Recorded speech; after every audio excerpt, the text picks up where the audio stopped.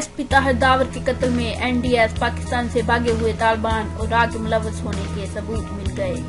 Media reports کے مطابق پاکستان کے اہم اداروں کو یہ شواہد ملی ہے کہ افغانستان میں ایک قونصلیٹ کے اندر باقاعدہ ویڈیو موجود ہے جس میں شہید طاہر داور پر تشدد کیا جا رہا ہے اور کہا جا رہا ہے کہ ہم نے جنرل رزاق خودکشی کا بدلہ لیا ہے، ابھی اور بھی بدلے لیں گے۔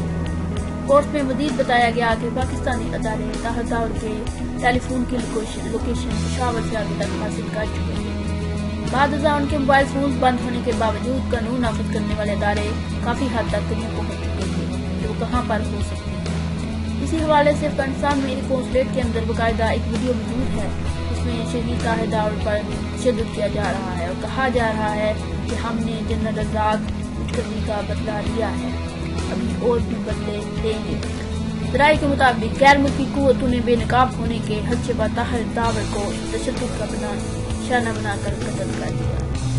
قتل میں طاہر داور کے چند دوست سہولت کار ثابت ہوئے۔ ملزم دوستوں نے جس وقت طاہر داور کو غیر ملکی قوتوں کے حوالے کیا تو اس وقت وہ نیند ہوشی کی حالت میں تھے۔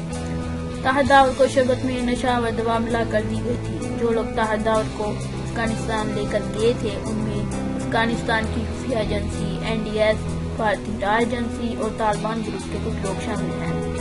ذرائع کے مطابق طاہر داور کو ٹارگٹ کر کے یہ سب کچھ کیا گیا کیونکہ دہشت گردی کے خلاف جنگ میں انہوں نے پاکستان کے اہم اداروں کی بہت مدد اور کامیابیاں حاصل کی۔